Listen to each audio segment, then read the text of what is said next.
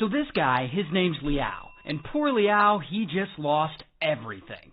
So Liao's 23, he goes to college in Taiwan, and he's broke. So he tries making some money trading crypto, but the poor guy just fails, big time. And Liao's like, damn, what am I going to do now? And that is when he comes up with an extremely terrible idea to get rich.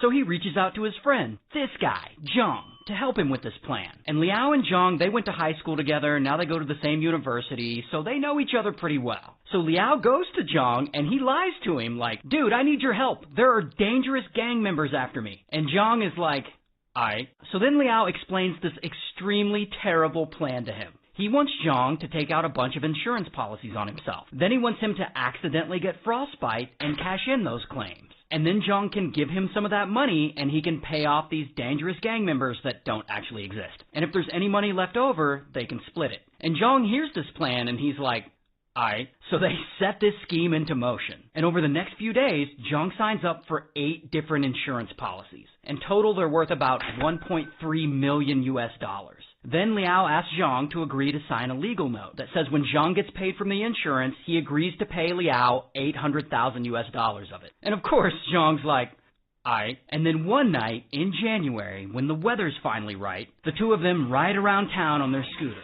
They drive around for a while and then they stop at a local store and buy a bunch of dry ice. And then they go back to Liao's place and he gets out a chair. And he has Zhang sit in it. And then he gets a big container and he makes Zhang put his feet inside. And then he fills the container up with dried ice.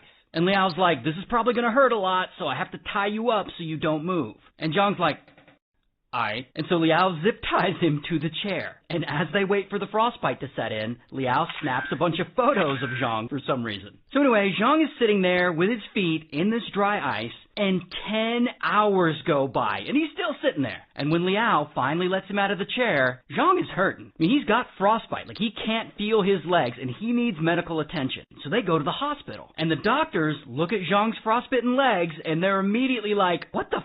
How did this happen? And Zhang tells them that he and Liao were just out riding scooters the night before and that it was so cold out that his legs got frostbitten. And Liao's like, yep, that's exactly what happened. Here's the thing about doctors, though. They tend to know things about certain injuries and ailments. So they look at Zhang's legs, and right away, they know he's bullshitting. I mean, for one, his frostbite is neat and symmetrical across both legs, which is just unlikely to happen. Plus, there are no marks from his socks or shoes, which shows he wasn't wearing any. And who the hell would ride a scooter barefoot? I mean, clearly this story isn't adding up. Anyway, so the doctors do what they can to treat Zhang, but Zhang's frostbite ends up being really bad. Like, really bad. Like, it's not gonna heal.